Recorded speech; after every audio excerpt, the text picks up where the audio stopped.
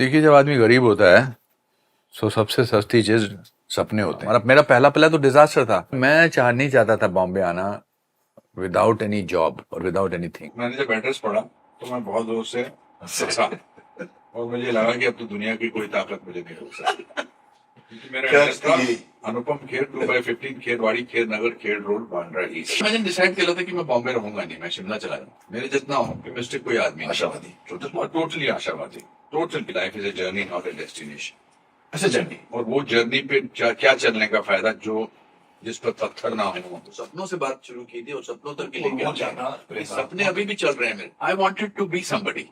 तो चलिए एक बार फिर मैं आप लोगों के समक्ष आया हूं अपने शो को लेकर, जिसका नाम है एमके शो, जिसका नाम पहले था दी मुकेश खन्ना शो। ये ऐसा शो है जिसके अंदर मैं बड़ी बड़ी हस्तियों को, महानुभावों को अलग अलग आयाम से बुलाता हूं, जानने की कोशिश करता हूं, और आप लोगों को भी, आप जिनको जानते हैं शायद आप उनको पहचानना भी शुरू कर दें। ये मेरा मकसद है, चाहे वो किसी भी फील्ड का हो, एक्टिंग की फील्ड का हो, या कोई प्रोडक्ट इंडस्ट्री से हो, या कोई इंजीनियर हो, या कोई। तो मेरी कोशिश ये रहती है कि मैं हर प्रोग्राम में आपके सामने कोई एक नया शख्स ला। इस बार जो मैं जिन शख्सियत को मैं ला रहा हूँ, जिन शख्सियत को आपके सामने, आपने तो शायद देख तो लिया है कौन आए हैं, पर मैं बता दूं वो हमारी इंडस्ट्री के एक ऐसे कलाकार हैं जिन्होंने हर तरह के किरदार प्ले किए हैं। चाहे वो ओल्ड मैन हो, जैसे मैंने 160 इयर्स का भीष्म पितामह का रोल किया, पहली ही फिल्म में उन्होंने ओल्ड मैन से स्टार्ट किया। चाहे वो फिर कॉमेडी हो, चाहे वो फाइट हो, चाहे वो डॉन हो, चाहे वो हर तरह के फादर हो, इमोशनल कैरेक्टर हो या कॉमेडी हो, वर्सेटाइल। मैं उनको कैमिलियन तो नहीं कहूंगा, but versatile actor, the most versatile actor I have found in the industry, with graceful performance. Versatility का मतलब ये नहीं है कि आपने सडनली एक दाढ़ी लगा दिया, नव लग गया, गंजे हो गया, वो करके। सर हर परफॉर्मेंस में एक उनके अंदर एक संवेदना दिखती है कैरेक्टर में, जो आपको अट्रैक्ट करती है। जय मैं बात कर रहा हूं श्री अनुपम खेर जी के लिए। आप चाहो तो मैं उनको अभी बुलाऊं, तो चलिए मिलते हैं अनुपम खेर जी से। Thank you Mukesh ji. Anupam ji, I think हम बहुत सालों के बाद मिल रहे हैं। बहुत सालों के बाद मिलते रहते हैं। हम किसी फंक्शन में तो खैर हमारे इंडस्ट्री का यही एक रीति रिवाज है। अमित जी भी सामने से मेरे को, यहाँ से मैं फ्लाइट से निकल रहा हूँ, मैं बिजनेस क्लास से हो, फर्स्ट क्लास से लंदन में उतर रहे हैं, पर अमित जी कैसे हो, इतना, that's all. But we work together in Saudagar. Yes. And we met somewhere. Even if you remember, you have come to the set of Shaktiman also. I got a photograph of that. जी बिल्कुल। So we are knowing each other, but ये industry ऐसी है कि knowing अलग बात होती है और पहचानना अलग बात होता है। तो अनुपम जी, मेरे पास बहुत सारे प्रश्न हैं, लेकिन मैं लंबा नहीं करते हुए आपको मैं, जैसे हम सीबीआई वाले का में इंक्वायरी करते हैं किसी के बारे में, आपके बारे में भी इंक्वायरी करके मैंने कुछ क्वेश्चनर बनाए हैं। Of course, let us stick to that. जिस सवाल का जवाब आपको नहीं देना है, नो बॉल कर दीजिएगा, मैं हटा दूंगा। ओके, शुरू करते हैं जी। अनुपम जी, आप आज इंडस्ट्री का एक ऐसा अनोखा नाम है जो केवल नाम ही नहीं, एक कंप्लीट इंस्टीट्यूशन है। एक्टिंग की मास्टर क्लास है। आपके जितना वर्सेटाइल एक्टर दूसरा इंडस्ट्री में नहीं है, इसमें दो राय नहीं है, जो मैंने अभी अभी कहा। शिमला में एक मध्यम वर्गीय कह सकता हूँ, निम्न वर्गीय हो, एक गरीब परिवार में लिखा हुआ था, जन्म लेके 10 पैसे की जेब खर्च करने वाला लड़का कैसे इतना बड़ा सपना देख सकता है? कहां से प्रेरणा मिली आपको मुंबई आने की? कैसे शुरुआत? इन शॉर्ट अगर आप। देखिए, जब आदमी गरीब होता है तो सबसे सस्ती चीज सपने होते हैं। सबसे ज्यादा गरीब में सबसे ज्यादा सपने होते हैं। सबसे सस्ती चीज ही सपने होते हैं। उसके कोई पैसे नहीं लगते। अच्छा, उनकी पैसे है ना, पैसे थोड़ा लगते हैं और उनको हाथ में आ जाती हो। हाँ, वो बिकॉज लगता है कि कुछ हर चीज सपना होती है। अगर आप एक सूखी रोटी खाते हैं तो उस पर घी लगा भी एक सपना होता है। वो भी सपने में देखते हैं। आपके सारे घर में सबके लोग एक ही लट्ठे से कपड़े लेते हैं, दूसरे किसी को कलर कपड़े आ जाए, वो भी सपना होता है। तो और छोटे शहर में, शिमला में मैं पैदा हुआ। मेरे फादर क्लर्क थे फॉरेस्ट डिपार्टमेंट में।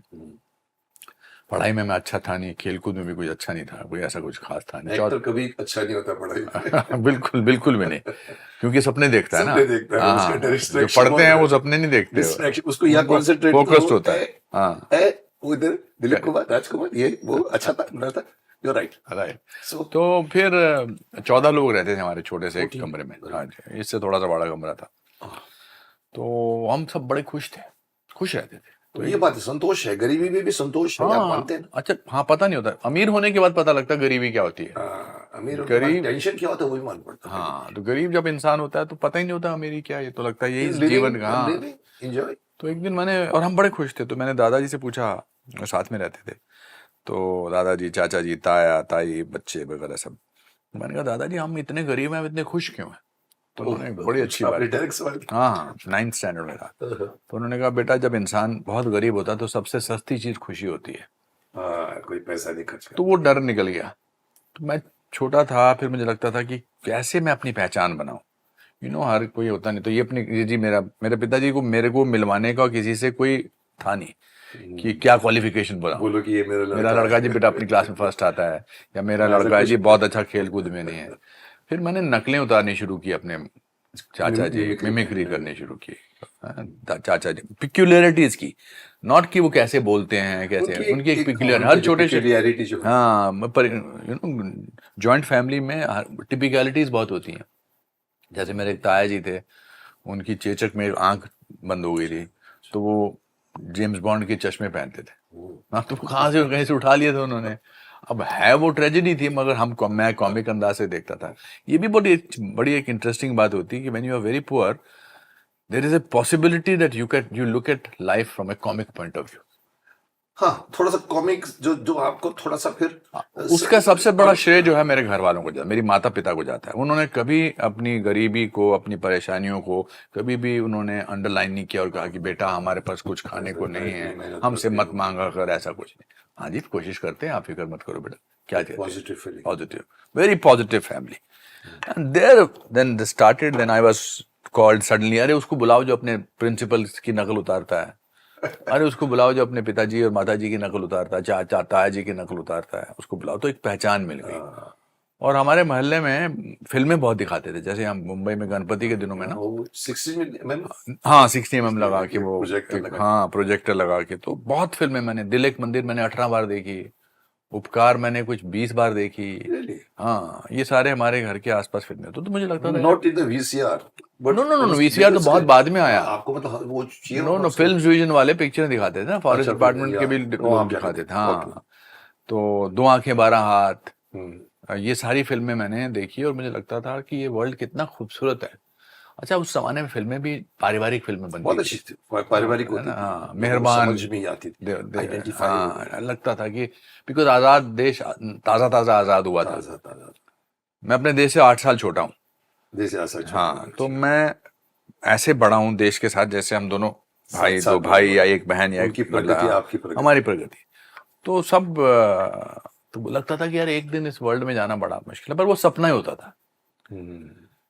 फिर मैं पिक्चर देख के निकलता था, उसी में रहता है, 20 उसी में रहता था। मुझे भी याद है, मैं स्टर्लिंग थिएटर से निकलता था, मैदान में चलते थे, हाँ, एक चाल बदल जाती है। करेक्ट, मुझे याद है मैंने बीए फर्स्ट ईयर में पहली अंग्रेजी फिल्म देखी थी, good the bad and the ugly, और हम 3 दोस्त देखने गए थे, तो अपने आप ही हम बन गए थे, क्लिंट ईस्टवुड और बाकी दोनों। एग्जैक्टली, तो हम तो अच्छा, वो सपना भी था। हम बड़े खुश होते थे कि रील्स आती थी पहले, वो सेंसर सर्टिफिकेट में रील्स आती थी, 18 रीलें, हम बड़े खुश, 21 रील किया भाई। आजकल लोग सब बोलते हैं कि 2 घंटे ज्यादा, 12 मिनट बस, 12 मिनट की होंगे, 3 घंटे सपने। और छोटे शहर में दिन बड़े लंबे लगते हैं, दिन लंबे दिखते हैं, होते भी हैं। पहाड़ में, खासकर मैं रहता पहाड़ में था, शिमला में, जैसे, पर वो सशक्त बनाते हैं इंसान को, बिकॉज पहाड़ों की एक खासियत होती है, सदियों से पहाड़ वहीं के वहीं है, तूफान आते हैं, ये सब, गर्मी आती है, सैलाब आते हैं, चलने में भी ताकत लगने, चलने में, हम हर जगह स्कूल में जाता था, पैदल जाता था, कॉलेज जाता था पैदल, मेरे पिताजी हर रोज 23 किलोमीटर पैदल चलते थे, जाना आना। सो जब चलते जाते थे 11 किलोमीटर, स्कूल जाते थे, तो सपने ही देखते थे। धीरे धीरे फिर स्कूल के प्लेस में एक्टिंग करना शुरू किया। कोई ऐसा कुछ तूफान नहीं खड़ा किया था, कोई ऐसा कुछ एक इंसिडेंट आया, आपको बोला उसको, लड़के को बुलाओ, चलो, हाँ, उसको बुला, वो जो, हाँ, मेरा पहला तो डिजास्टर था। पृथ्वीराज चौहान किया था हमारी क्लास में, और मैं क्लास में सबसे गोरा लड़का था, तो मिसेस बजाज हमारी टीचर थी, उन्होंने मेन रोल मुझे दे दिया कि उनके हिसाब से राजा जो होते हैं गोरे होते हैं, but I was very thin. मैं हमेशा जोक करता हूँ कि I was so thin that I could see through a keyhole with both my eyes. या तो मैं बन गया जयचंद, मैं बन गया पृथ्वीराज चौहान, और एक बहुत दूध वाले का बेटा नंद किशोर था, उसका नाम नंदू, वो बन गया जयचंद। अच्छा। और प्ले में ये था कि मुझे उसको 3 बार तलवार मार के 3 बार गिराना पड़ता था, और मेरा डायलॉग था चला जाना बकवास कर तू, और वो गिर जाता है। चला जाना बकवास कर तू, बकवास ऐसे कोई छोटा 5वीं अच्छा, क्लास में था, ओके। 5वीं क्लास का प्ले था। और तेज नंद तलवार किशोर चला- और तलवार चलानी 3 बार, उसको 3 बार गिरना था, मतलब पर्दा गिर जाता है। ओके। और नंद किशोर मुझसे मोटा था, दूध वाले का बेटा था, हेल्दी दूध वाले सब लोग। तो पर्दा खुला तो एक तरफ मेरे खानदान चमकते सितारे खेर खानदान के, एक तरफ वो दूध वाले उसका भी घर वाले सब आए उसके हुए। मूछों वाले डोले शोले वाले।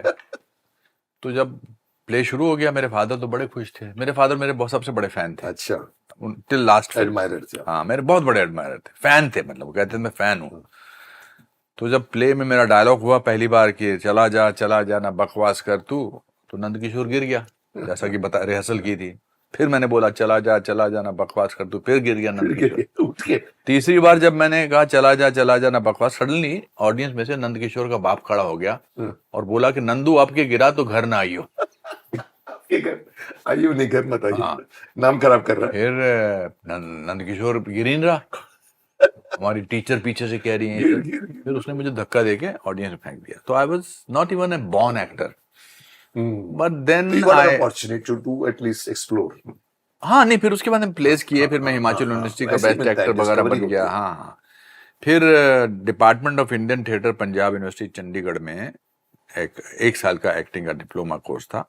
फिर मैंने वो जाकर जब किया, आफ्टर पासिंग एसएससी बीएससी या कुछ भी, बीए कर लिया, ग्रेजुएशन के बाद। हाँ, फिर एमए में एडमिशन ले ली थी, ले भी लिया। अच्छा, और उस वक्त आप चले गए? फिर मैं भाग के गया घर से। अच्छा, एडमिशन में पंजाब चंडीगढ़, पैसे चुरा के मदर के मंदिर से 100 रुपया, क्योंकि चस्का लग गया होगा एक्टिंग का थोड़ा सा काम। वो एड था ना उसमें लिखा, because I didn't want to be means with all my love for my father that, but I didn't want to be a clerk in the forest department. I wanted, मेरे I had dreams as you asked me. Actually it comes in front of you. तो फिर वहां गया, वहां मेरा selection हो गया। फिर वहां 19 साल के वैसे ही पतले थे उस वक्त भी? अरे बहुत पतला, मैं बॉम्बे तक था। यहाँ आके जब फिल्में साइन की तो थोड़ा फिर मैंने वेट पुट ऑन किया था। This is what son? This is 1974-75. 74 में आई ग्रेजुएटेड। Okay, 74 74-75 मैंने ड्रामा स्कूल से किया चंडीगढ़ से, वहां पर गोल्ड मेडल मिला, मोहन राकेश गोल्ड मेडल। फिर मैं 75 to 78 national school of drama Delhi में गया। तो वो बाद में गए, उसके इमीडिएटली बाद एनएसजी गए, वहां गए। फिर वहीं से पूरा कोर्स किया। हाँ, वहां से वो 6 महीने के लिए फिल्म इंस्टीट्यूट भी गए थे। आप इंस्टीट्यूट आए उस हाँ। जैसे नसीर आए थे वैसे? नहीं, नसीर ने तो अब हमारे टाइम पे उन्होंने तो पूरा 3 साल का कोर्स किया था। मेरे साथ मेरे रूममेट, मेरे क्लासमेट। हाँ, नसीर, जसपाल। हाँ, तो वो आप नहीं, हमारे वो 2-3 साल तक उन्होंने ऐसा किया था कि नेशनल स्कूल ऑफ ड्रामा में 3-2.5 महीने का कोर्स हो गया था ड्रामा स्कूल में, और उसके एक्सटेंशन 6 महीने का वहां जाके करके वहां करते थे ताकि फिल्म की एक्टिंग। नसीर के बाद में एक रेगुलर उन्होंने बना दिया था, वहां से पास करके आप यहाँ। जी, उस वक्त रोशन तनेजा निकल नहीं, हाँ, वहां से नेक्स्ट ईयर 2 से हमारे से लास्ट ईयर उसके बाद निकल रोशन तनेजा साहब। तो फिर आपने एनएसडी में 3 साल किया। एनएसडी में मैंने 2.5 साल किया, अलकाजी साहब थे हमारे टीचर। फिर 6 महीने मैंने फिल्म इंस्टीट्यूट में किया, वहां पर एक्टिंग सीखी, बहुत सारे लोगों का काम किया। फिर मैं वापस दिल्ली आ गया, और फिर मैं वहां पर 1 साल मैंने ये किया, क्या कहते हैं, स्ट्रगल किया, कुछ थिएटर वेटर किया। मैं रेपर्टरी कंपनी नहीं ज्वाइन की। मेरे बाकी के कॉन्टेम्परेरी सतीश कौशिक, करण राजदान, सुहास खंड के, ये सब, बुंदेला मेरे से सीनियर था, ये सब लोग बॉम्बे आ गए। फिर मैं नहीं चाहता था बॉम्बे आना विदाउट एनी जॉब और without any thing support, without any support. फिर मैं लखनऊ गया, 1.5 साल मैंने लखनऊ में डिपार्टमेंट ऑफ ड्रामा है, भारतीय हिंदू नाट्य अकेडमी, वहां मैं टीचर बन के गया। यंगेस्ट सवाल भी आप टीचर भी बने। फिर वहां से 1.5 साल में मैंने लखनऊ को फतेह कर लिया था, मतलब सारे नाटक कर लिया था। फिर मुझे लगा कि यार यहाँ पर मैं रुकूंगा तो मैं बस टीचर ही बन के रह जाऊंगा, which was not bad. This is an acting school. But फिर मैं 3 जून 1981 को बॉम्बे आया, अपनी किस्मत आजमाने यहाँ पर। There when you got सारांश? No, सारांश में आफ्टर 3 साल बाद। 3 साल तो 2 स्ट्रगल किया आपने? 3 साल। 3 साल स्ट्रगल किया। स्ट्रगल मतलब रेलवे प्लेटफॉर्म पे सोना। 81, 82, 83, 84 में सारांश आई थी। बस उसी वक्त मेरी भी एक फिल्म रिलीज हुई थी। जी, तो फिर उसके बाद में मैं I think we should follow this, otherwise ये बहुत लंबी कहानी हो जाएगी आपकी। सर आप बचपन में स्कूल टीचर की एक्टिंग किया करते थे, हाँ, क्या यहीं से अभिनय का बीज अंकुरित हुआ? That gives you, then when you teach somebody you learn, I wanted to be somebody. And you wanted to be, so you become teacher. No, no, I wanted to be somebody. Somebody, इसे कहते हैं ना कि पहचान क्या है। या your identity. हाँ, तो कोई नकल करता है, ये टीचर की नकल करता है, अरे बुलाओ उसको लड़के को जो मुनीलाल जी की नकल करता है। थिएटर के बाद अर्निंग शुरू नहीं हुई थी। नहीं, भारतेंदु ड्रामा सेंटर में बतौर लेक्चरर काम किया, जो अभी आपने 3,000 रुपये पर मंथ मिलता 3,000 था मेरे लिए। 3,000 बहुत बड़ी 30 लाख रुपए के उस बराबर। समय। जी जी, पहली बार मेरे फादर की तनख्वाह 3,000 की थी जब वो रिटायर हुए। या ये एक चीज हो जाती है जब आप फील करते हैं कि यार हमारी उसके बाद में थिएटर के बाद ड्रामा में लेक्चरर का काम किया, तब आपने सपने की रफ्तार धीमी पड़ चुकी थी। फिर मुंबई कैसे पहुंचे? फिर मुझे लगा कि मैंने लखनऊ में 1.5 साल में वो सब हासिल कर लिया जो कि एक शहर में कर सकता है। I was known the best actor, the teacher, एक साइकिल भी खरीद ली थी। फिर एक दिन मुझे लगा कि अगर मैं कंफर्टेबल भी हो रहा, your comfort with comfortable, profession, हाँ, संतोष आना चाहिए, बहुत बड़ी बात। हाँ, नहीं कंफर्टेबल था। कंफर्टेबल अच्छा रहने की कंफर्टेबल। भी मेरे पास घर है, साइकिल है, Okay, 3,000 रुपये पर मैं, तो मैं यही न बन के रह जाऊँ। हाँ, मतलब लिमिटेड हो जाके हाँ। आपको वो चीज आगे जा रही है कि आगे बढ़ो। कि फिर अब असली सपना तो मेरा मुंबई जाना है ना। अच्छा, एक सवाल यह है कि क्या सचमुच आप शुरुआत में चौल में रहे, बॉम्बे में आ गया, आपका पहले एड्रेस था अनुपम खेर 2/15 खैरवाड़ी, खैर नगर, खैर रोड, क्या इसे आप इत्तेफाक मानते हैं या कोई डेस्टिनी का संदेश था? खैरवाड़ी, खैर खैर हाँ, खैर, मैं बैंड्रा ईस्ट में रहता था पहला, तो मेरी जो जहाँ पर ये अपना बाला साहब ठाकरे, वो सड़क के उस तरफ तरफ वापस में। तब तो मुझे कुछ पता नहीं था। तो मेरी जो लैंड लेनी थी वो धोबन थी। अच्छा, मतलब लोगों के घर में जाकर वो कपड़े धोती थी, फिर बर्तन भी धोती थी। तो जब मैं पहुंचा तो मैं आया था वैसे यहाँ पर एक एड पढ़ के, स्क्रीन न्यूज़पेपर में एड था कि यहाँ पर किसी ने एक्टिंग स्कूल खोला है। किसी ने खोला? अच्छा, खोला है, मैं नाम नहीं लेना चाहता, पता मुझे जान पहचान के थे। अच्छा अच्छा, और वो उन्होंने मुझे बुला लिया था कि तुम मेरे एक्टिंग स्कूल में पढ़ाओ। अच्छा, उस एड में नसीर साहब का नाम था, ओमपुरी का नाम था, शबाना जी का नाम था कि जो अभी निकले थे FTIS। हाँ, ये हमारे क्या नाम है इसका, एडवाइजर्स हैं, अच्छा, दे आर द कंसल्टेंट्स वगैरह। तो मेरे को उसमें नौकरी मिल गई थी। तो उसने मुझे कहा था कि मैं तेरे को 5,000 पर मंथ दूंगा, रहने की जगह दूंगा, जो चला रहे थे उसको। जब मैं यहाँ पहुंचा तो ना स्कूल था, ना कोई रेलवे स्टेशन पे लेने आया था, ना कुछ था। ये था, और जो स्कूल था वो सड़क पर था, बीच पर था। एड बड़ी थी, हाँ, नाम बड़े, दर्शन छोटे छोटे।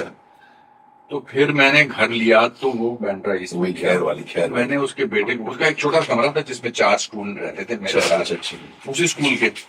ओके। तो मैंने उनके बेटे से पूछा भी मुझे एक एड्रेस दे दो। तो मैंने जब एड्रेस पढ़ा तो मैं बहुत जोर से हंसा, और मुझे लगा कि अब तो दुनिया की कोई ताकत मुझे नहीं रोक सकती, क्योंकि मेरा क्या एड्रेस था ये? अनुपम खेर 2/15 खेरवाड़ी, खेर नगर, खेर रोड, बांद्रा ईस्ट। क्या बात, मतलब आपका खैर इतना था कि आपको लगा कि ये मेरी दुनिया है। हाँ, I am the owner of बहुत साल this बाद place। जब मैं, मतलब उसके 2 साल बाद जब मैं देव साहब को मिलने आया ना, हाँ। तो मुझे काम नहीं था मिला, मैंने बस स्ट्रगल करने का। हाँ। देव साहब मिलते थे सब, सबको मिलते थे। तो उन्होंने मुझे बायोडाटा पढ़ के बोला, तेरा तो जरूर कुछ होगा अनुपम, तेरा नाम है, तेरा एड्रेस भी कुछ लिखा होगा। तो पृथ्वी में तुम्हारा नाम लिखा था। हाँ, बट हुआ नहीं था बहुत। But this is a coincidence. That's what I'm saying. Destiny का कुछ। And I later on realized that the first chief minister of Maharashtra was B.G. Khers. उन्हीं के नाम से बना, उनके नाम से। So ये डेस्टिनी की तरफ से आपका एक तरह का एक संदेश था कि तुम जाओगे दूर तक। जैसे जब देव सिचुएशन साहब ने खराब होती है ना, हाँ। तो हर चीज लगता है ये संकेत है। जब चीज खराब होता भी, जब अच्छे होती है हम देखते नहीं। हाँ, because I am eternally optimist person. मेरे जितना ऑप्टिमिस्टिक कोई आदमी नहीं। आशावादी। टोटली आशावादी, टोटली। कभी भी कुछ बुरा होता है तो मुझे लगता है, जो अब तो मेरा यकीन भी है कि अगर आपकी लाइफ में कुछ बुरा हो रहा है तो और कुछ नहीं तो कम से कम आगे जाकर वो आपकी कहानी बन जाएगी। एक बात है, आज हम उस कहानी की बात कर रहे हैं जब मेरा एड्रेस था, अब तो बहुत बुरी हालत थी, बिकॉज मैं पढ़ा लिखा आदमी था, लेक्चरर था, उससे पहले इज्जत की आदत थी, सर बुलाते थे 23 साल 24 साल की उम्र में, और अब मैं बिना पंखे के एक बदले से और ऐसे करके लेटा हुआ था। वो भी कुछ चला गया, फिर रेलवे स्टेशन पे सोना 27 ये सब किया। हाँ जी, बीच पर अखबार पर सोना, हाँ सब, बट आशावादी थी कि वही लेके गई आपको आगे। आशा नहीं छोड़नी चाहिए। आप पब्लिक को संदेश दीजिए थोड़ी सा कि आशा रखिए। मेरे ग्रैंडफादर कहते थे कि if you are honest and you work hard no power can stop you. जिसे मतलब कयामत नहीं कोई कोई ताकत आपको नहीं रोक सकती। अगर आप क्या है, एक आप ऑनेस्ट है, ईमानदार हैं, आप मेहनत कश हैं और आशावादी हैं। तीनों चीजों हो तो कायनात आपको हेल्प करेगी। हाँ, बिल्कुल। या एक्चुअली होता यही है, वही आपको खींच के आगे लेके जाएगा। जी। सर आगे एक सवाल पूछते हैं कि आज आप 550 से ज्यादा फिल्में कर चुके हैं। हम जानना चाहेंगे कि पहली फिल्म सारांश, मैं यही कहना चाहता था कि इन्होंने पहली फिल्म कुछ मैं भी की फिल्म देखकर, पहली थी वो फिल्म, जी जी 28 मैंने इनकी फिल्म देखी थी ओल्ड मैन। आई थिंक कोई वो उस जमाने में टेलीविजन आया करते थे भारत फिल्म में। जी जी जी। और आपको उन्होंने रोक दिया, रुक जाओ, और आप बोले कि मेरे पास ये मेरी मेरी राख है, मेरे बेटे बड़ा परफॉर्मेंस इसे अच्छा एक्टर है, कमाल का। और उस सारांश में उन्होंने अपनी जिंदगी की पूरी परफॉर्मेंस पहले फिल्म में दिखाई है। हाँ हाँ, पूरी फ्रस्ट्रेशन सारी जो आपका humiliation थी। परफॉर्मेंस माइलस्टोन माने आप भी अभी तक। आप भी मानते हो, क्योंकि पहली बार मिलता है मुझे विषय पितामह क्या लगता है, एक माइलस्टोन क्यों बन गया कि मुझे मौका मिला और मैंने उसको यूज किया और मुझे सपोर्ट मिला डॉक्टर आई साहब का। आपकी जिंदगी में महेश भट्ट आए, रोल आया और रोल बनाता है। सर इस फिल्म इंडस्ट्री में कोई एक्टर नहीं बन सकता जब तक पूरी टीम उसको सपोर्ट नहीं करे। Good writing, good cameraman, good director, तब जाके आपका कैरेक्टर उठता है, तब जाके शक्तिमान उठा है, तब जाके भीष्म पितामह उठा है। इनकी सारांश में इनको इनका एक सौभाग्य था कि इनको पहली फिल्म इतना स्ट्रगल करने के बाद सब आपके बाद देखिए आपको एक सही फिल्म सर मिली। हालांकि तब बहुत सारे लोगों ने कहा पागल हो गए हो तुम, 28 साल के हो, ओल्ड आदमी का रोल कर रहे हो। मैंने कहा ये रोल तो मुझे लाइफ में आप तो लोगों को 40 साल बाद नहीं ऐसा रोल मिलता आपको उसको समझ आए कि रोल में जाऊंगा। है। मैं तो ड्रामा स्कूल का स्टूडेंट ड्रामा स्कूल में सबको समझ में आएगा कि क्या कैरेक्टर है। मैंने क्या होगा ये तो आज भी देखो 40 साल बाद आप उसी फिल्म की बात कर रहे हैं। तभी सारांश में इन्होंने इतनी बड़ी बात कही थी। उस वक्त अच्छा आप एक्टर भी थे थिएटर के, तो आपको ग्राफ में मालूम पड़ा कि इसका इम्पैक्ट किया। क्योंकि पूरी जितनी फ्रस्ट्रेशन थी, जितनी ह्यूमिलिएशन थी, सब डाल दी मैंने उसमें। इसमें सुना है कि शूटिंग से 10 दिन पहले निर्माता ने आपकी जगह संजीव कुमार जी को ले लिया। फिर 10 दिन पहले फिर मैंने भट्ट साहब को जाकर झगड़ा किया, उनके साथ उनको श्राप दिया। मैंने कहा आप सच पे फिल्म बना रहे हो और आपने सच नहीं है। मैंने बोला आपने उसके मुंह पर जानते भी नहीं थे आप उनको? नहीं 6 महीने तक नहीं वो तो जान गए, बट ये मतलब मैंने डिसाइड किया था कि मैं बॉम्बे रहूंगा नहीं, मैं शिमला चला जाऊंगा। अच्छा वहां पे हाँ, जब मुझे पता लगा ऐसा ट्रीटमेंट मिला हो रहा है 10 दिन लेकर निकाल सकता है आदमी आपको 10 दिन पहले। और 6 महीने से मैं रिहर्सल कर रहा था, रोज शिवाजी पार्क जाता था, धोती कुर्ता पहन के बच्चों को देखता था, भट्ट साहब सब कुछ पता था। फिर सडनली संजीव कुमार साहब को उन्होंने ले लिया और भट्ट साहब बहुत रोक के भी देखा। किसी ने कहा होगा कि संजीव कुमार को लोगे तो फिल्म आपकी और अच्छी बिकेगी। हाँ 100% ना कि इसीलिए आपको उन्होंने correct. And Sanjeev Kumar was a great actor, there is no, पर मैंने भट्ट साहब को जाके बोला, फिर मैंने डिसाइड कर लिया कि अब मैं शिमला चला जाता हूं, दिल्ली चला जाता हूँ, यहाँ नहीं रहता। और मेरे दादाजी कहते थे कि अगर आपको किसी के बराबर का होना है तो उससे कुछ भी एक्सपेक्ट मत करो। मैं और तरह से बोलता हूँ कि लोग मुझे पूछते सर आपका आइकॉन कौन है, आइकॉन कौन है। मैं मतलब कभी किसी को आइकॉन मत बनाओ। अगर आप उसको आइकॉन बनाओगे, I work with Dilip sir, I work with Rajkumar, the most difficult actors to work with. मैंने कहा किसी को आइकॉन बनाओगे ना तो आप किसी के औ में मत, क्योंकि अगर आप सामने आ जाओगे तो आप उसको क्रॉस नहीं कर पाओगे। That's what you're trying to say कि कभी किसी I think as a person you can be in awe of somebody. नहीं रिस्पेक्ट पूरी करो। दिलीप साहब को देख के ही, बट कैमरा जब ऑन हुआ है तो मैं मंधारी हूँ या मैं डॉक्टर डैंग हूँ, तो वो सामने मैं भी जो है राणा विष्णु कैमरा सामने आ गया तो मुझे दिलीप साहब को आपको इस पता करके कहानी छोटी सी सुना। तो पहले दिन सुभाष घई के फार्म हाउस में जैकी श्रॉफ, मैं और दिलीप साहब, और मेरा रोल क्या था कि मैं लड़का बना था उनका और मैं गन लेके जा रहा हूँ। तो जैकी का डायलॉग था, सुना है मेरा भाई आज महाभारत खेलने जा रहा है। तो हाँ, आज रमाकांत के सब्र का बांध भी टूट चुका है, आज हमने भी अपने पिस्तौल में गोलियां भर दी है। तो दिलीप साहब को डर था, अरे भाई तुम्हें क्या तकलीफ है भाई, वो हमारे दोस्त हैं। तो बचपन में वो आपके दोस्त थे, आज नहीं है वो आपके दोस्त। साहब ये नया लड़का दिलीप साहब को उंगली दिखा के कभी कोई नहीं बोलेगा। सुभाष घई भी केस तुम्हारे लेते हैं, दिलीप साहब कर लेते हैं, से वो सीन ही नहीं करता। तो मैं मुझे उन्होंने कहा था you are the angry son of Dilip Kumar. मैंने मना करती थी साहब, अनुपम मैं आपको बताऊं आप भी एक्टर है, कोई भी सुभाष घई का ऑफर रिफ्यूज करेगा। मैं साहब दाढ़ी में गया था, भीष्म पितामह के वॉर के सीन से बुला लिया था, मुकेश को भेजा मुझे रात को जाना है, डिसीजन लेना। तो मैंने सुभाष बोले तो एवे चला गया, मैं जीन्स वेंट पहन के, मैंने तो सीट मैंने उठा लेता वॉर सीन। फिर मैंने बोला, मैंने कहा सुभाष जी दिलीप साहब है, राजकुमार है, मुकेश को मैं क्या करेगा। I said something. He said, no, you are the angry son of Dilip Kumar. He doesn't lift the gun till Jackie dies. तो सर मेरे को कैरेक्टर दिया था, तो मैं तो नहीं बोलूंगा अरे भाई तो आपके दोस्त हैं वो, आपके दोस्त है, मैं एंग्री सन था हाथ में। तो सब कदर करो कैमरे के बाद, पहले कैमरे में अगर आपको जैसे लड़का मदानी का रोल दे दिया, उस वक्त you are there, camera is there, character is there, you have to forget the ऑ। Am I right? The moment कई लोग बोलते सर आपके साथ काम करते हैं हमारे बात खड़े होता, बोले चल कुछ नहीं होता। You should not body respect of work तो होता ही है ना, बॉडी ऑफ वर्क तो मैं तो बना है। दिलीप साहब पिक्चर देखते आप कहते हैं गोपी, गोपी मैंने देखी तो नाक टूट गई थी मेरी, बिकॉज मैं अच्छा लगता है। राम और श्याम कितनी बार देखी, अब 13 बार 14 बार, गंगा जमुना बने उनको देखते तो रोंगटे कैसे नहीं खड़े होंगे। लेकिन फिर जब काम जब शुरू होगा, कैमरा यहाँ होता है, वो दिखता है आपके फेस के ऊपर, उसको निकालना आना चाहिए। of course, because then that's why the training helps ना, आप इंस्टीट्यूट या बड़ा आप इंस्टीट्यूट में आपको कैमरा फेस करना सीख लो। सर वेरी नाइस, आगे बढ़ते हैं। सर यही इसमें आपको फिल्म को बेस्ट एक्टर का अवार्ड मिला, आपके पास 100 फिल्मों के ऑफर लगे। आपकी अभिनय प्रतिभा इतनी थी कि आपने जो किरदार किया था वो अलग ही बन जाता हमेशा। कर्मा फिल्म में आप डॉक्टर डैन, जिसके बाद आप आज भी कुछ दर्शक आपको डॉक्टर डैन के नाम से जानते हैं। बिल्कुल, बड़े बड़े दिग्गजों के साथ अनुभव करने का आपको तो अनुभव बहुत है। आगे चलते सर, भारतीय सिनेमा की लगभग सभी सफल फिल्मों में आपने काम किया है और अपनी अलग छाप आप DDLJ के शाहरुख के पिता बने थे, दिल वाले दुल्हनिया।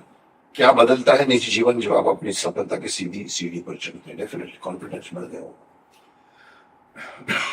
मैं हमेशा कहता हूँ कि life is a journey not a destination.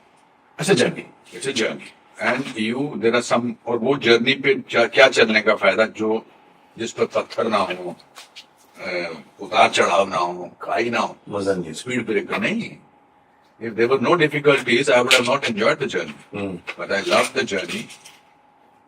भगवान, मतलब एक छोटे से शहर का घर का लड़का आज आपके पास बैठ के अपनी 542 फिल्मों की फहरिस्त के बारे में बात कर रहा है। God is kind. God is great. और इस सर आप कश्मीरी हैं, आप शिमला में रहे लेकिन कश्मीर में नहीं रहे। बिकॉज 1953 में मेरे पेरेंट्स की शादी करके वो शिमला आ गए थे, बिकॉज 1948 में कबाइलियों का वो हुआ था, आक्रमण हुआ था बारामूला तक। तो फिर मेरे ग्रैंडफादर ने कहा कि यहाँ से निकल, तो तब से निकलते ही जा रहे हैं। उस वक्त थे आप? मैं बचपन में पैदा हुआ था शिमला में। तो आपको वो एक्सपीरियंस नहीं। मैं क्यों पूछ रहा हूँ कि आपकी 2022 में कश्मीरी फाइल्स आके, कश्मीर फाइल्स जो और पैंडेमिक के बाद सिनेमा के सारे रिकॉर्ड तोड़ देती है, एक नया एग्जाम्पल सेट करती है, इस फिल्म के निर्माताओं का नजरिया बदल दिया। आपके लिए कितनी अहमियत रखती है फिल्म, आपका किरदार, क्योंकि आप खुद एक विक्टिम रहे हैं। अगर मैं वही पूछने जा रहा था कि ये तो बहुत इंपॉर्टेंट था। Kashmir files is one of the most important film of our times. It's a different kind of film because वो जो बताती है सब वो झूठ जो दुनिया तक पहुंचे, मतलब बनाते रहे, जिसको वो सच का जिक्र ही नहीं किया, वो कश्मीर फाइल्स नहीं किया, छुपा के रखा था। छुपा के रखा था। इतने हमारे देश के खुद के नागरिक अपने देश में शरणार्थी बनकर रह रहे हैं और अच्छी सर्विस। हाँ, और 5 लाख लोग छोड़ के चले गए थे अपना घर एक दिन। गवर्नमेंट की गलती नहीं मानते आप इसको? गवर्नमेंट की गलती क्या? क्यों नहीं सर? मेरे ही देश में मेरे ही सिटीजन। गवर्नमेंट पे तो लोगों की होती है ना। तो गवर्नमेंट तो कंफर्ट तो दे रहे, शरणार्थी का क्या करती है आप लोगों को? तो क्या कितने लोग सर, मेरे भी भाई के की बहू, लड़की की वाइफ कश्मीर से भागी उसी दिन। हाँ, तो मुझे भी सुनने में आया, लेकिन 20 साल तक आप इसको सॉल्व नहीं कर सकते। governments were not interested. When the government became interested, they abrogated Article 370. अब कश्मीर के हालात डिफरेंट है, एकदम जो जिनके साथ जो हुआ वो तो हुआ ना। वो तो you can't bring back the feelings, क्योंकि सिर्फ घर नहीं छूटता है, वहाँ की आबो हवा छूटती है, वहाँ की यादें छूटती है, वहाँ के पत्थर, एक दीवार का कोना, हवा, पेंटिंग, ड्राइंग, नजारा, वो सब छूटता है। But it was important. I am glad that this. You became the part of the film. Kashmir files और आपका मेरा जो देखने का अंदाज है ना, मैं ये मान के बैठा था कि शायद अनुपम जी भी वहाँ से विस्थापित हुए हैं। और you said you were पहले से 48। लेकिन मेरे सारे लोग थे वहाँ पर। नहीं, अच्छा थे फैमिली तो मेरे घर वाले थे, मेरे मामा थे, मेरे चाचा थे, वो आप सामने सब निकले। मेरे मामा तो मेरी मदर के छोटे भाई, उनको निकाला गया वहां से। उन्होंने अपना नया घर, पूरी जिंदगी की पूंजी इकट्ठी करके एक नया घर बनाया था। And within 2-3 years he had to leave that house. He could not recover from that shock. तो ये तो सब ये मैं आपके बात के मैंने काफी इंटरव्यूज देखे, इनफैक्ट डायरेक्टर भी मेरे पास शो में आने वाले थे। अब क्या नाम है डायरेक्टर का? विवेक। लेकिन सम टाइम इतने बिजी हो गए वो उस फिल्म को लेकर, या वहां मैंने आपके काफी स्टेटमेंट सुने और मुझे लगा कि इनके अंदर सचमुच दर्द है। तो आज तुम बोलो कि वहां पर वो थे तुम्हारे अरे नहीं भी होते हैं ये क्या तो आज मेरी आज हमको जूस का दर्द, जो 6 मिलियन जूस को खत्म कर दिया तो उनका दर्द नहीं हो सकता। सर फर्क नहीं, मेरा मतलब है कि दर्द तो दर्द ही होता है, वो अनुभूति है। पर जो अपने साथ होता है और उसको छुपाया जाए, हाँ, वो तो आप बढ़ के टुडेज टाइम 32 साल तक हर बार बोलते थे ये हुआ ही नहीं। छुपा के रखे पागलों की तरह। हाँ इतनी मतलब ये इतना बड़ा झूठ, करेक्ट। और वो भी आपके ही खुद के नागरिकों के खिलाफ। तो वही वो बड़ा वोट बैंक इतना बड़ा बनता है, मुझे आज तक समझ नहीं आया। वही चल रहा वोट बैंक का ही चक्कर है जो इंसान को चेंज नहीं, पर ये वोट बैंक के अलावा भी एक मानवता का बहुत बड़ा अत्याचार। लेकिन अगर आपको वोट बैंक की फिक्र नहीं हो तो आप करते सब, मैं ये मानता हूँ। कांग्रेस सरकार ने 60 साल में कुछ नहीं किया। बीजेपी आई तो उन्होंने सोचना शुरू किया। कांग्रेस सरकार के लिए क्या कुछ कश्मीरी लोग खुद के देश के नागरिक नहीं थे? आप जो बोलते थे मैं खुद भी भड़कता था देखते देखते, ये तो सही बोल रहा है उनको। और मैं भी कहीं गया बोल कर गया, पर मेरे को कभी भी लगा कि आप कश्मीर से आज पहली बार मुझे मालूम पड़ा कि आपने शिमला में रहकर वो दर्द महसूस किया, क्योंकि आपके रिश्तेदार हर साल जाते थे ना जाते थे। हर साल। अच्छा, आपके रिश्तेदार 2-2, 3-3 महीने के लिए जाते थे। 25-30 साल तक गया था। श्रीनगर, हाँ, श्रीनगर, बारामूला, सोपोर, हंदवार, सब मैं जगह। काफी कश्मीर में। मेरे को भी क्यों फीलिंग है, मेरे बचपन में मेरे बड़े भाई हर 2 साल के बाद पंजाब लेके जाता है, 1 महीना पढ़े रहते मैं हैं। तो हर छुट्टियां जो आप तो गर्मियों की छुट्टियां बीतती, मैं तो स्कूल भी पढ़ता था वहां पर जाके। नेशनल स्कूल था करण नगर में, वहाँ 2 महीने के लिए स्कूल में डाल देते थे। सर एक सवाल मैं पूछूंगा आपकी खुद की पर्सनैलिटी को लेकर कि आप देश समाज के मुद्दे पर खुलकर बोलते हैं, जिसे मैं भी बोलता हूँ। मेरे में तो बदनाम हूँ सर, आप क्यों बोलते हैं? अमिताभ बच्चन नहीं बोलते, आपके इंडस्ट्री में बोलते हैं। मैंने कहा मुझे कुछ नहीं चाहिए, मुझे अजय कपूर से फिल्म नहीं चाहिए। वो बोल देता है एक तो तूने महाभारत का सत्यानाश कर दिया, डांट लगा दिया आपने, तो मैं बोल जाता, ये मैं मेरे में थोड़ी सी खराबी है, अच्छा है मुझे। आप भी मैंने देखा खुद खुलकर बोलते हैं जो होना चाहिए। राजनीति का आपके जीवन में क्या योगदान है आपका? ऑफकोर्स आपकी धर्मपत्नी किरण खेर जी तो सबल You see, राजनीति। people confuse issues. आप देश के बारे में बोलते हैं तो लोग लगता है राजनीति कर रहे हैं। देश राजनीति हो गया है। नहीं नहीं, हो गया। अब हो गया। हाँ, आप देश के बारे में बोलते हैं, अगर कोई भी देश के बारे में अच्छा सोचेगा, मेरा पलड़ा उसकी तरफ चला जाएगा। एक्ट्रेस या As I told you in the beginning of the interview कि मैं देश से 8 साल छोटा। हमारे को सिखाया गया कि भैया इनके बारे में ऐसा है, जनगण मन हमको सिखाया गया। हमारे स्कूल की आरती यही थी, हम बालक हैं भारत के, एक भगवान हमें दो विद्यादान। सर प्रार्थना होती है, प्रार्थना मॉरल क्लास होती। तो ये तो इसलिए people want to feel comfortable by branding a person कि यार ये जो पॉलिटिक्स में है, मैं आज तक पॉलिटिक्स में नहीं आया, किरण पॉलिटिक्स नहीं पढ़ा और मेरे को कोई जरूरत नहीं और ना ही मैं जाऊंगा। पर अगर मैं देश के बारे में बात करता हूँ तो आप राजनेता हो। तो आप ये तो देश के बारे में बात सब कर रहे लोग बोलते हैं एक्टर, आप मुझको बोलते हैं अरे आप एक्टर है, एक्टिंग करिए ना। मतलब एक्टर को बाहर से मत ले लो, बोलते एक्टर डम होते हैं, एक्टर तो दिमाग नहीं होता है। सब क्यों नहीं होता? मैं पहला नागरिक हूँ, आप इसे बोलते हैं 8 साल छोटे हो आप नागरिक, ताकि मैं Mukesh Khanna as citizen of India बोल रहा हूँ। Acting is part of my life, it is not my life. लोग नहीं समझते। हाँ। लोग बोलते हैं आप अनुभव खेर बन गया ना, मुकेश खन्ना बन गया ना। सर मत बोलिए सर, आप पॉलिटिशियन, आपको टिकट चाहिए क्या? लोग यहाँ तक बोलते हैं सर। अरे बीजेपी पहले वो बोलते थे, फिर उसके बाद बोलने लगे राज्यसभा चाहिए, राज्यसभा चाहिए, आपको टिकट चाहिए। लोगों के लिए सुनना ही नहीं चाहिए। सुनना नहीं, मैं भी इस बात को मानता हूँ, नहीं सुनना चाहिए। सर आजकल आपका एक बहुत चर्चित टॉक शो चल रहा है जिसका नाम है अनुपम खेर शो, जिसका सीजन 3 चल रहा है। उसमें इंटरव्यू लेते हैं, क्या अनुभव होता है जब आप हॉट सीट पर नहीं, यही जो हो रहा है मेरे साथ भी हुआ है, आप उसके सामने ये शो आजकल नहीं चल रहा, ये मैंने किया था, उसके बार आता रहता है। अच्छा आपके करंट दूसरा शो करता हूँ, मंजिलें और भी हैं विद अनुपम खेर। वो पुराना जो था मैंने एक्टर्स के साथ किया था, वो कलर्स पे आता था, बट वो इतना सारा प्रचलित है और इतना ज्यादा किसका आता रहता है कि वो लगता है कि अभी भी वही मेरा चल रहा है। नहीं, मैं आपको शो की बात नहीं कर रहा हूँ, जी, जी। एज ए इंटरव्यूअर क्या I like it. जैसे मैंने कहा मैं यहाँ बैठता था हमेशा, इंटरव्यू 40 साल से दे रहा हूँ, ये सीट पे बैठ के जैसे मेरे को I think people who want to know about other people's lives in nicely, मैं वो प्रेरणात्मक शो था। जैसे आप जो शो कर रहे हैं उसमें मेरी जिंदगी के बारे में जानने की कोशिश करके दर्शकों तक पहुंचाना चाहते हैं। मेरे शो का नाम था कुछ भी हो सकता है। तो आज अगर भीष्म पितामह सारांश के डीडी प्रधान का इंटरव्यू कर लेते हैं, कुछ Interesting. भी हो सकता है। आज अगर क्लर्क का बेटा 542 फिल्मों की बात करता है तो कुछ भी हो सकता है। आज आपके पीछे पद्म भूषण और पद्म श्री लगा हुआ है और तो कुछ भी हो सकता है। थोड़ा सोचा तो सपनों से बात शुरू की थी और सपनों तक के लेके बहुत ज्यादा ये प्रेरणा। सपने अभी भी चल रहे हैं मेरे। नहीं, उसकी प्रेरणा तो आप अभी भी दे सकते हो लोगों को। हाँ, सपने कभी मत अपने मेरी एक फिल्म आ रही है जो 8 तारीख को नेटफ्लिक्स पे होगी, उसकी टैगलाइन है सपनों की कोई एक्सपायरी डेट नहीं होती। हाँ, दवाई की तरह सपनों की कोई एक्सपायरी। जैसे आपने शुरुआत की इस इंटरव्यू में कहा था कि सपनों की कोई कीमत नहीं होती, हाँ, वैसे सपनों की कोई एक्सपायरी डेट डेट नहीं होती। और लेना चाहिए था। नींद में सपने तो होते हैं, हमारे सबकॉन्शियस में होते हैं, उसको हमारा कंट्रोल मैं तो आंखें खोल के भी सपने देखता हूँ। मैं बोलता हूँ आंखें खोल के सीखना बहुत अच्छा है। नींद में तो हमारे हाथ में नहीं, हमारा दिमाग वीडियो चलाता है। जागते हुए सपने देखना बहुत जरूरी जी, है। बिल्कुल। मुंगेरी जाकर सपना नहीं बोल रहा हूँ, ना कोई शेख चिली, बट सपने नहीं देखोगे तो आप कभी भी वो काम नहीं करोगे जो कभी आपकी जिंदगी के साथ जुड़ा हुआ नहीं बैठे। I totally agree. आपने वो किया और वही करता रहूंगा और अभी तो शुरुआत है। पर आपने मेरे सवाल का जवाब नहीं दिया। इंटरव्यूअर बनने के बाद आपको क्या लगा कि आप No, इंटरव्यू कर रहे हैं किसी को? मैं रिच बनता I feel like I feel a rich person. आपने मेरे को बिगनिंग में मेरे को लगा था कि मैं नहीं कर पाऊंगा यार, मैं कैसे सवाल पूछा हूँ, मेरे को आदत नहीं है।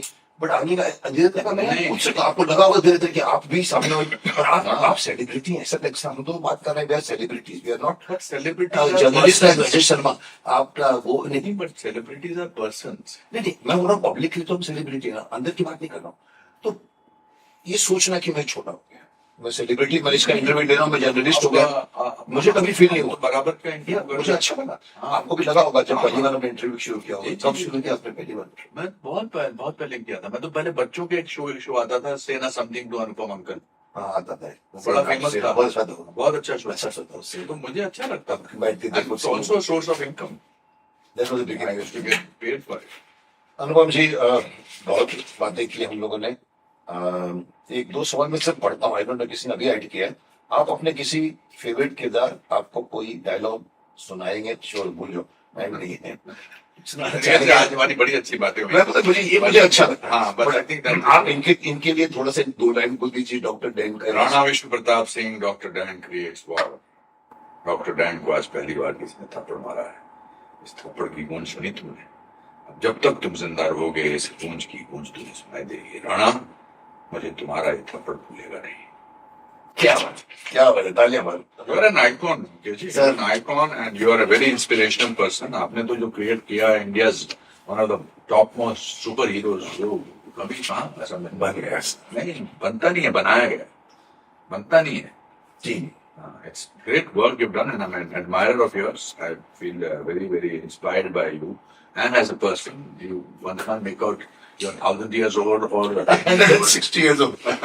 हमारी परंपरा है कि हम अपने मेहमानों को घर आए हुए, लेकिन यहाँ घर में मैं आपके आया हूँ, हम जो है वो खाली हाथ नहीं। तो हमारी कंपनी की तरफ से ये मग है, इसमें आप चाय कॉफी अरे वाह। जो भी आपका दिल करे मिलेंगे। और दूसरा, Thank you.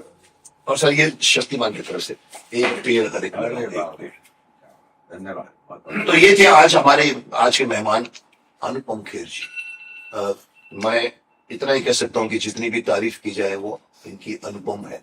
ये अनुपम तारीफ के लायक हैं, इनका नाम भी है, इनका खेर के नाम में इनका घर भी खेर पड़ा। तो जिंदगी में ये बढ़ते चले गए। इन्होंने मुझे टाइम दिया, आपने भी सुना और आपको भी अच्छा लगा होगा। तो यही हम इस इंटरव्यू को विराम देते हैं। मैं विराम बोलूंगा क्योंकि अगली बार फिर पकड़ूंगा इनको कभी न कभी। तो अगले हफ्ते में किसको लेकर आ रहा हूँ मुझे भी नहीं मालूम, लेकिन होगा कोई अनुपम जी, तो वेट करते हैं। क्या बात है।